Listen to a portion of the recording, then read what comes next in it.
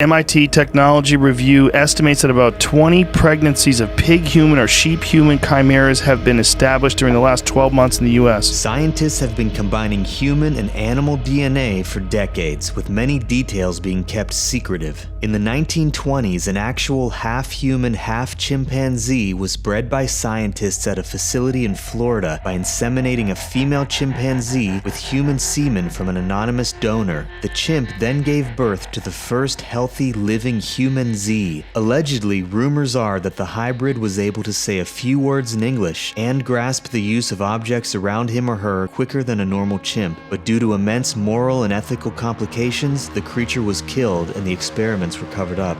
The same experiment was conducted in China in 1967 and 1981, with the official story being that the chimp females became pregnant but the fetus died 3 months into pregnancy. Rumors and conspiracy theorists suggest that the experiment was successful and that there was a hybrid born who was taught to speak and communicate fluently. In 1929, the Soviet Union almost carried out an experiment in which a human female would be inseminated with ape sperm, but this crossed the line even for Joseph Stalin, who was looking to create a soldier impervious to pain. The experiment never took place and the lead scientist was exiled. In 2018, researchers at the University of Copenhagen using stem cells replaced the neurons in a mouse brain with mostly human cells, then conducted tests in which a loud sound was played just before shocking the mice and causing pain. This sadistic-sounding study showed that the mice with human cells for brains had memories 4 times stronger than normal mice. But at what point do these experiments run into immoral territory when being conducted on human-like brains? In 2003, Chinese scientists successfully grew part human, part rabbit embryos in a lab. The human cells were taken from 2 5-year-old boys and a 60-year-old woman and combined with rabbit eggs from New Zealand. The majority of the hybrid's DNA was human so that stem cells could be extracted, but the embryos were destroyed after a few weeks, so it's unknown if a part rabbit human being could have been birthed from an egg.